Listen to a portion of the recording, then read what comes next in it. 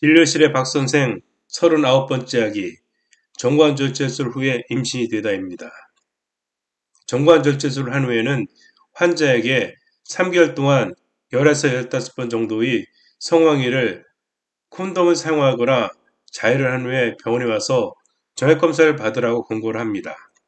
그 이유는 사정을 했을 때의 정자가 그날 만들어진 것이 아니라 적어도 2, 3개월 전에 만들어진 정자이기 때문입니다. 절제된 정관 위쪽에도 10에서 20번 정도의 사정할 수 있는 정액이 남아있어서 수술이 잘 되어도 임신이 가능하기 때문입니다.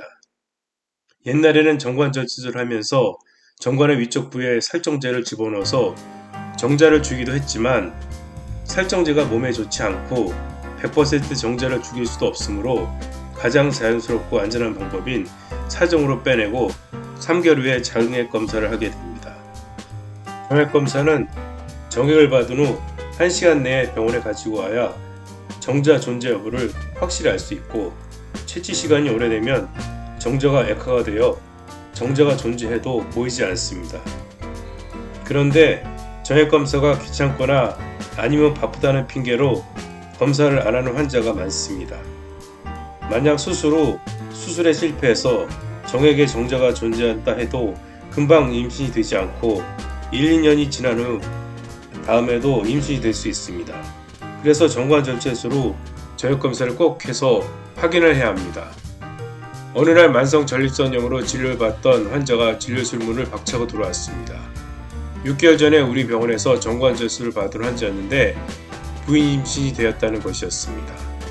평소에도 성격이 문제가 있어 성질이 급하고 남을 못 믿어 무엇이든지 꼬치꼬치 맵고 조금이라도 늦게 진료를 보게 되면 간호사들에게 엄청 불편해하는 사람이었습니다.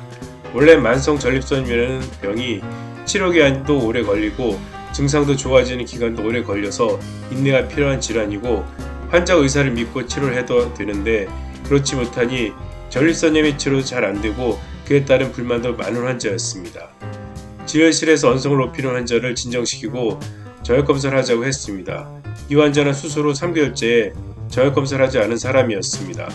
환자는 자기 분을 굳게 믿고 있으며 병원의 잘못을 밝혀내고 싶다고 했습니다. 환자는 10분 만에 정액을 받아왔습니다. 아마 화장실에서 뽑았을 것입니다. 환자는 의기양양하게 진료실에 들어와서 팔짱을 끼고 앉았습니다. 나낙 정액검사 슬라이드를 현미경 위에 올려놓고 현미경 전원을 켰습니다. 현미경을 모니터 화면에 연결해 놓았기 때문에 컴퓨터 모니터에서 정액 상태를 확인할 수 있었습니다. 슬라이드에는 정자가 하나도 안 보였습니다. 여러 곳을 계속 둘러봐도 정자를 관찰할 수 없었습니다. 환자의 얼굴은 흑빛으로 변했습니다.